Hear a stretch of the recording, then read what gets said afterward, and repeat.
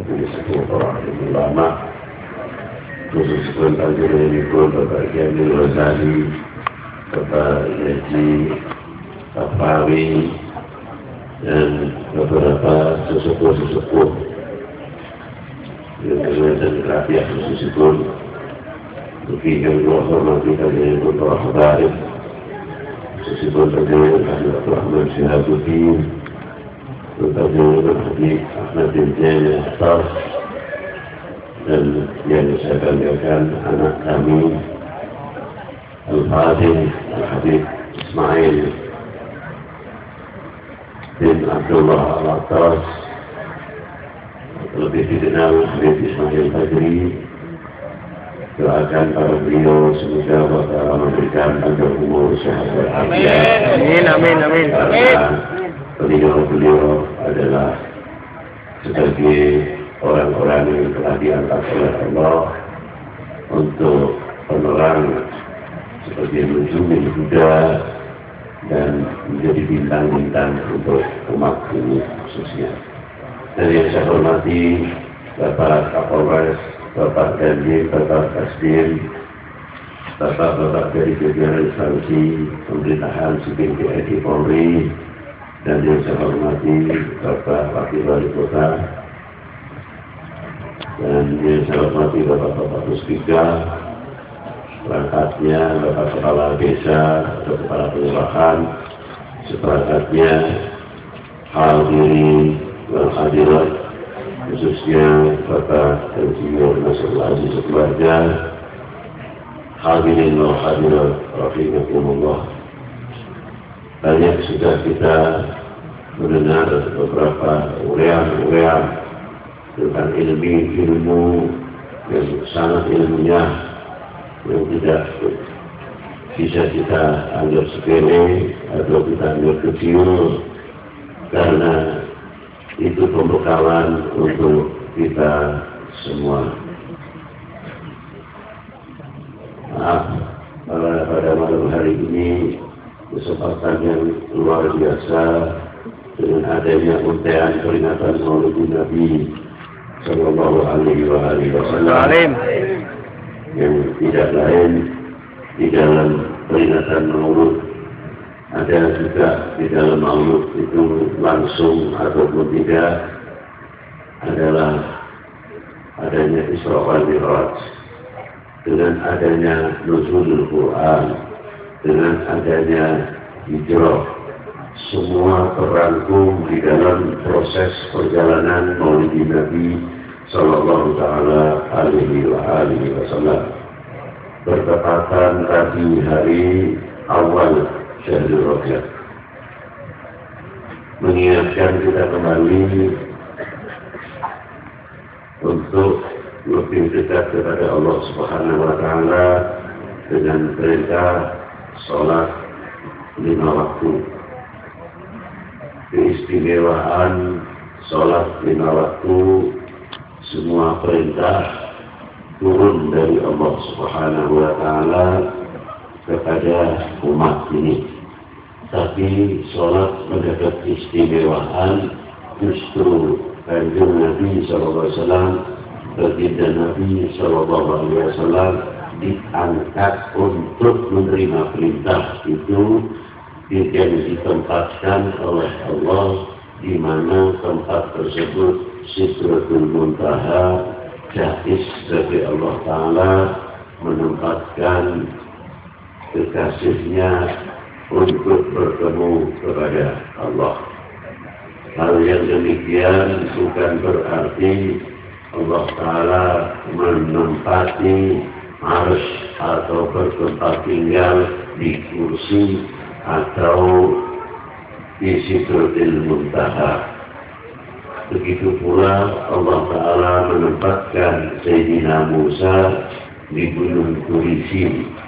Kedua-duanya ketika bertemu dengan Allah adalah melihat dengan mukhalafatu lil hawaditsi. Allah Ta'ala dengan segala kesempurnaan sifatnya tidak bertempat segala sesuatu yang memerlukan tempat masih memerlukan pertolongan. Mustahil bagi Allah memerlukan pertolongan. Sebelum Rasulullah menghadap kepada Allah telah dipersiapkan, di antaranya apa telah dibedah dahulu, sudah wajar, sudah banyak yang menceritakan tentang Isra wal Mi'raj. Perlunya apa dibedah bagi Nabi Sallallahu Alaihi Wasallam telah dipersiapkan nanti bila di Sidratul Muntaha telah apabila menghadap kepada Allah, Rasulullah akan mendapat kelebihan-kelebihan yang tidak diberikan kepada semua anbiya, semua para rasul atau semua hambanya, hanya diberikan kepada baginda Nabi Sallallahu Alaihi Wasallam.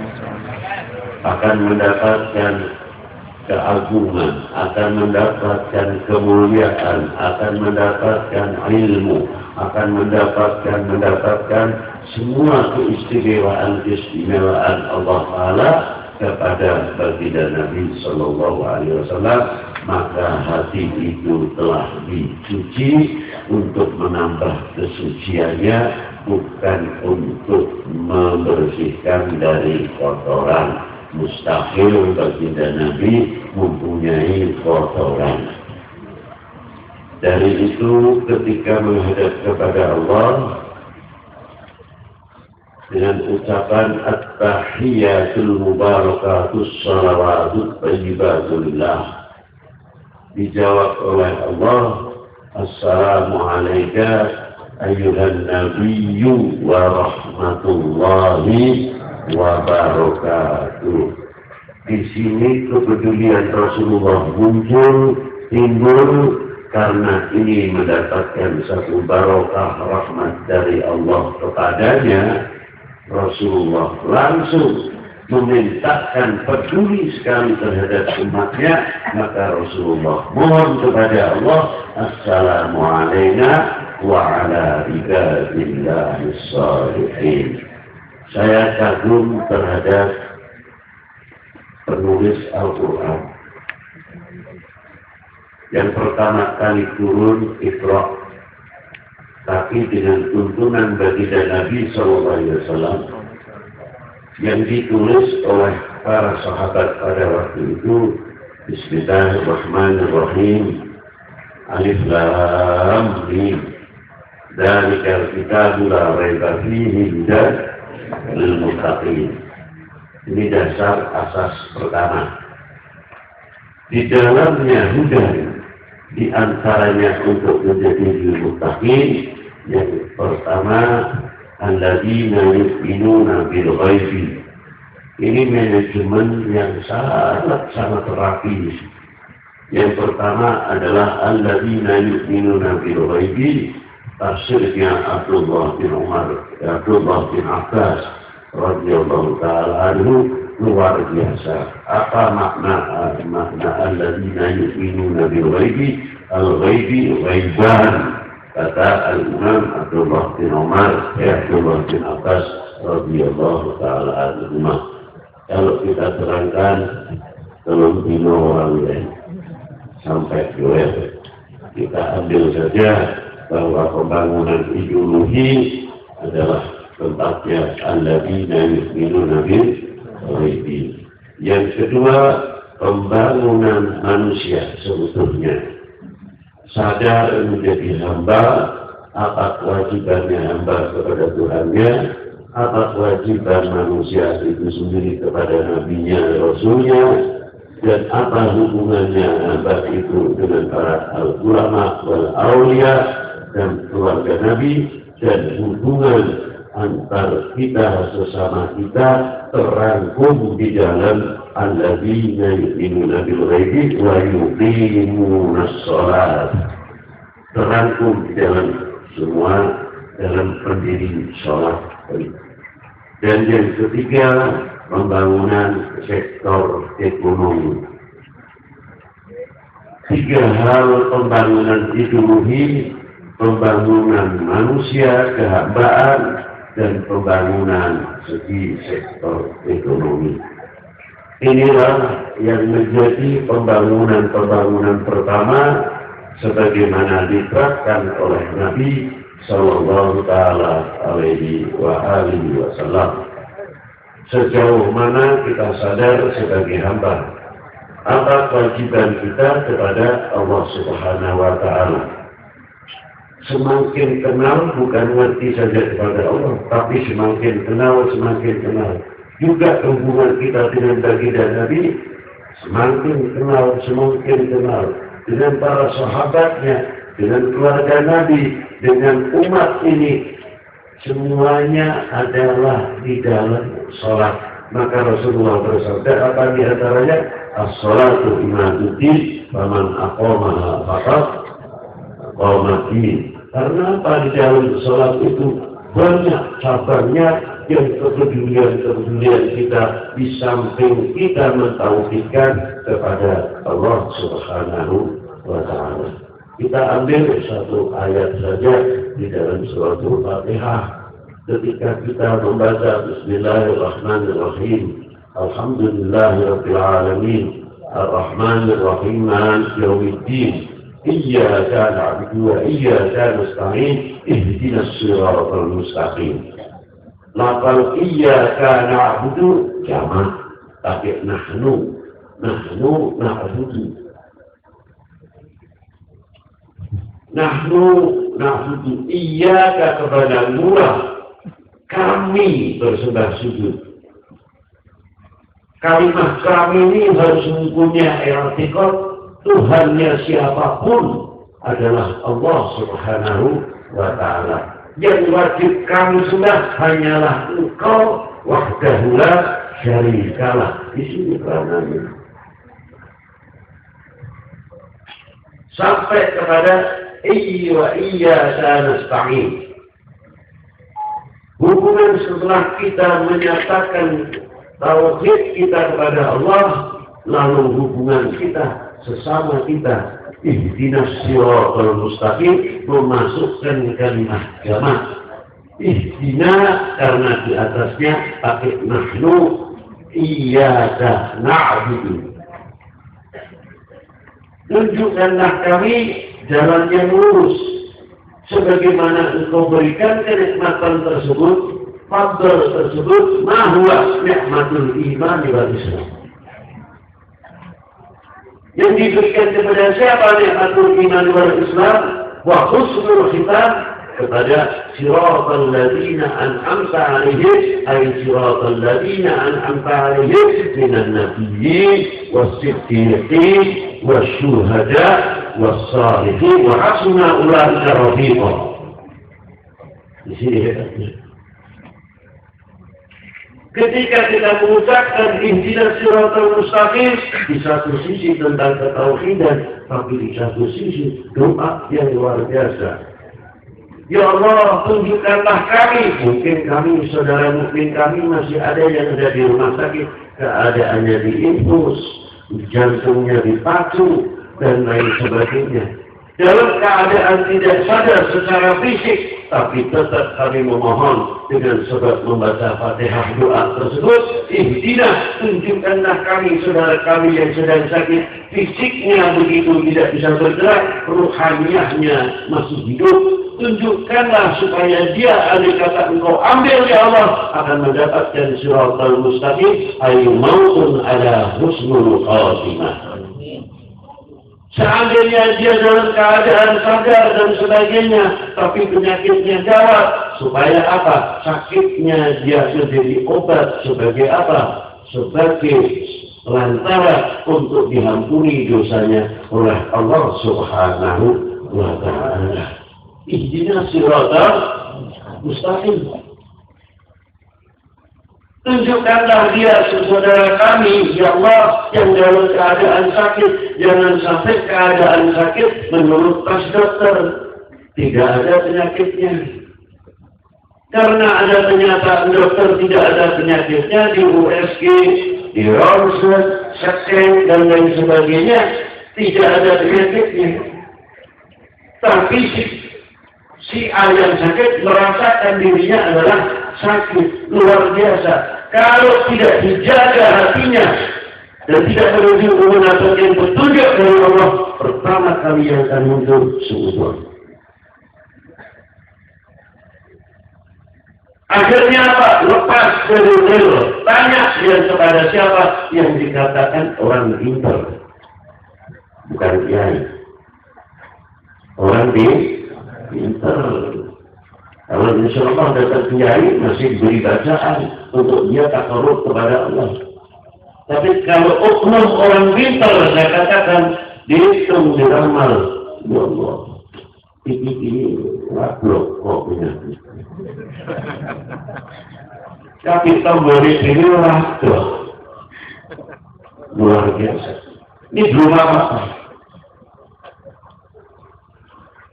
Sudah mendapatkan penyakit sebetulnya pelancaran untuk mendapatkan maghfirah dari Allah, tambah keburukan dosa.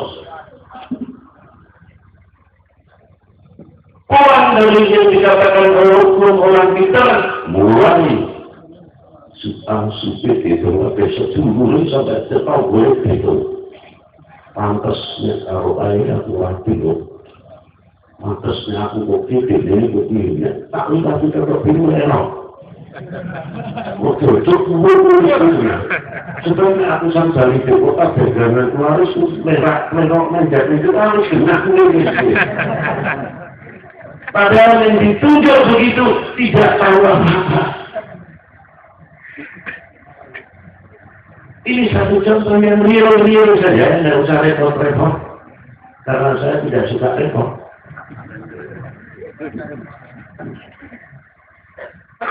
Tapi ketika kita mengucapkan ihdinas siratal mustaqim, orang itu saja. Ya Allah ya. Ya walaupun bagaimana namanya penyakit, walaupun menurut ibu ke dokter juga manusia, saya juga manusia. Ilmu yang mereka miliki adalah terbatas. Sudahlah tawakal Allah dengan ikhtiar baca doa, kita baca kitab doa sunnah Nabi sallallahu alaihi wasallam, doa dari para ulama supaya apa? Kita bertakarrub kepada Allah Subhanahu wa taala. Inilah orang yang mendapatkan doa ihdinas siratal mustaqim. Itu Fatihah itu luar biasa. Untuk para pedagang, untuk para petani. Dalam surat Al-Fatihah, ihdinas siratal mustaqim. Ya Allah, ya Allah, tunjukkanlah kami, saudara kami yang sedang menghadapi dunia pertanian. Tunjukkanlah supaya apa? Dia menjadi hamba Allah, mukmin yang baik dengan panennya, dengan perdagangannya. Mereka diberi maju dagangannya, berkah dagangannya, sehingga bisa mengeluarkan zakatnya, fitrahnya, sedekahnya, infaknya untuk kepentingan dunia Islam yang sekarang masih tertantang oleh kita semuanya dalam bangunan madrasah, dalam dunia pesantren dan lain sebagainya. Itu tidak bisa kita enteng. Tantangan kita semakin hari, semakin zaman, semakin bulan, jangan tidak semakin ternama, tetapi kita terhina bodoh dengan masalah khilafiyah yang tidak ada habisnya. Negara lain sudah membangun masalah sampai dunia pertanian, sampai dunia buah-buahan, kita masih ribut terus masalah-masalah yang tidak penting. Ini menjawab, ini soal, ini menjawab, ini pukul, memukul, dan lain sebagainya. Sehingga orang sepak bola Islam bingung. Itu diantaranya. Inilah. Ketinggalan, selalu kita ketinggalan. Tapi alhamdulillah, saya kumpul 15 tahun yang lalu, 10 tahun yang lalu, di TV sekarang sudah mulai keluar tentang buah-buahan, dikupas tentang hasil karya bumi pertiwi, apelnya, anggurnya, lain-lain buah-buahan yang keluar dari produk Indonesia. Itu sekarang sudah mulai diangkat. Alhamdulillah, kita mulai bangga dari sini. Karena apa? Yang diangkat dari hasil bumi pertiwi Indonesia. Itu di antaranya. Kita bangga. Nah, coba perdagangan kita dengan ihdinas siratal mustaqim, semoga orang-orang ekonomi kita yang maju menjadi baik. Dalam dunia pendidikan, dalam dunia generasi umat ini, kita tunjukkan, kita minta kepada Allah, ihdinas siratal mustaqim dalam sudurnya, menjadi ilmu, mendapat ilmu yang manfaat di dunia wal akhirah, menjadi pemuda harapan dan umat, harapan bangsa, menjadi bangsa, menjadi umat ini yang tidak akan memalukan kepada umat ini, tidak akan memalukan kedua orang tuanya, tidak akan memalukan kepada guru-gurunya, tidak akan memalukan pada ulama, para kiai, dan tidak akan memalukan khususnya bagi Nabi sallallahu alaihi wasallam di hadapan Allah Subhanahu wa taala. Ini oknum bangsa lain ma'asyiral muslimin rahimakumullah mengetahui potensi Indonesia. Dari potensi konflik sampai potensi yang subur. Oknum itu mempelajari. Dan strategi sang republik ini luar biasa, dari mulai Sabang sampai Merauke, dekatnya Merauke ke Amerika, ke China, dekatnya dari mulai Sabang ke Afrika, di Aceh agak sedikit Afrika, Laut Timur Tengah, sangat dekat sekali, tidak jauh. Dalam bidang hubungan melalui perkapalan atau laut, sangat hebat sekali. Sumber daya manusianya, SDM-nya orang Indonesia, umat Islam Indonesia khususnya dan umum bangsa Indonesia sebutkan kategori cerdas, bukan kategori untuk tempe.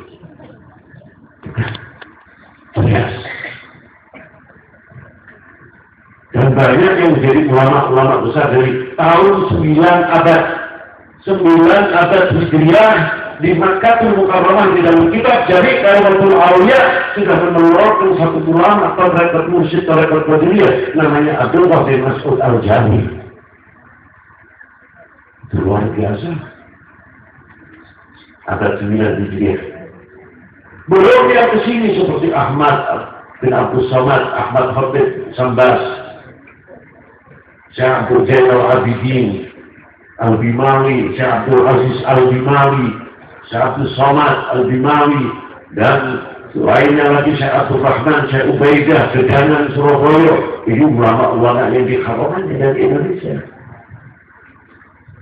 Belum Syekh Mahfud Al-Turusi, Syekh Ahmad Al-Nahrawi, saya sebutkan seabrak-abrak ulama Indonesia yang mungkin di Masjidil Haram dan punya pegangan dan peranan yang luar biasa. Kita saja sekarang mau mencatat sejarah-sejarah sesepuh-sesepuh kita, sehingga kita sebagai tekadai obor ulama-ulama yang kita handalkan dari Indonesia ini. Ma'asyiral muslimin rahimakumullah. Dengan keluar biasaan apa yang ada di Indonesia ini, dari minyaknya, dari segi lain-lainnya, cukup. Tapi bagaimana supaya Indonesia ini tidak maju? Tahu kalau bahaya Indonesia itu maju sampai apalagi Indonesia bisa dinuklir. Bahasa lantik sudah. Entah sudah. Satu nuklirnya dipasang di ujung Aceh. Satu lagi di tempat ini Papua, begitu pencet karena untuk ubah apa? Itu hebatnya. Karena uranium cukup, pertanian luar biasa, pertambangan yang ada di Indonesia sangat luar biasa. Bagaimana cara menghancurkan bangsa ini? Saya tidak berbicara halal-haramnya dulu.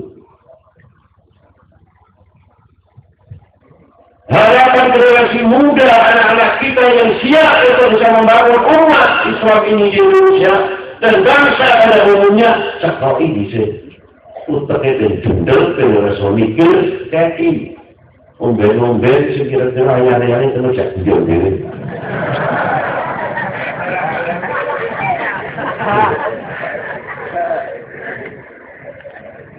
Ada lagi. Sing brutal, terus brutal sebenarnya. Kalau mana sing brutal, nek urung kecum pinggir truk, mata ibu gede itu apa-apa. Ada macam-macam jenisnya itu narkoba itu. Bukan narkoba lagi, narkoba.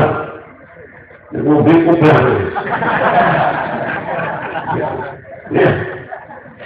Orang mana nek sing mobil itu? Jedok lulus belok tetapi jedok mana-mana diukuri bola bali atau orang mana sing mobil itu? Nangis ini nangis nangis. Kok mana di rumah lagu sing sedih-sedih, rasa cinta tambah gelem. Harus ini, tidak mati, sampai bulu hilang.